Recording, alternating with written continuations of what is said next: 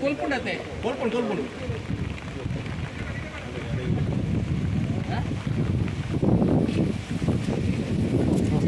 ಉಪ್ಪು ಜಾಸ್ತಿ.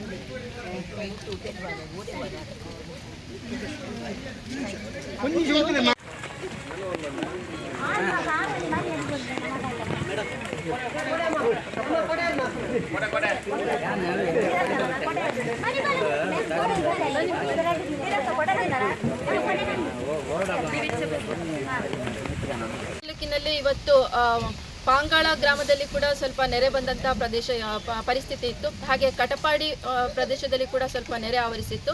ಹಾಗೆ ಇಲ್ಲಿ ಪಾದೆಬೆಟ್ಟು ಗ್ರಾಮದಲ್ಲಿ ಕೂಡ ನೆರೆ ಆವರಿಸಿತ್ತು. ಈ ಎಲ್ಲ ಕ್ಷೇತ್ರಗಳಲ್ಲಿ ಕೂಡ ನಮ್ಮ ಒಂದು ಸಿಬ್ಬಂದಿಯವರು ಮತ್ತೆ ಎಲ್ಲ ಒಂದು ಸಿಬ್ಬಂದಿಯವರು ಈ ಒಂದು ಇದಕ್ಕೆ ಸ್ಪಂದಿಸಿ ನಾವು ಕೆಲಸವನ್ನು ಮಾಡ್ತಾ ಇದ್ದೇವೆ.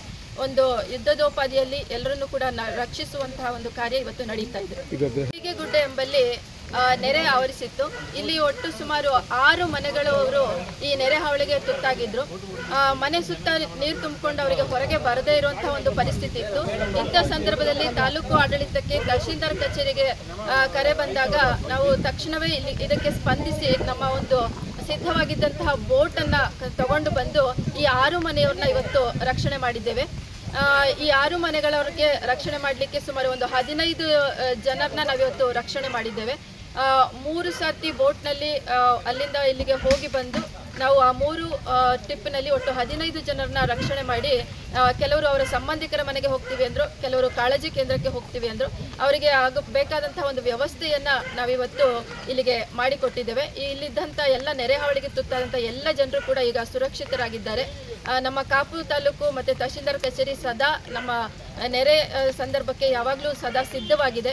ಯಾವುದೇ ಒಂದು ಸಂದರ್ಭ ಬಂದರೂ ಕೂಡ ತಹಶೀಲ್ದಾರ್ ಕಚೇರಿಯ ಕಂಟ್ರೋಲ್ ರೂಮ್ಗೆ ತಾವು ಕರೆ ಮಾಡಿ ಸುರಕ್ಷತೆಯನ್ನು ತಾವು ಪಡ್ಕೊಳ್ಬೋದು. ಧನ್ಯವಾದಗಳು.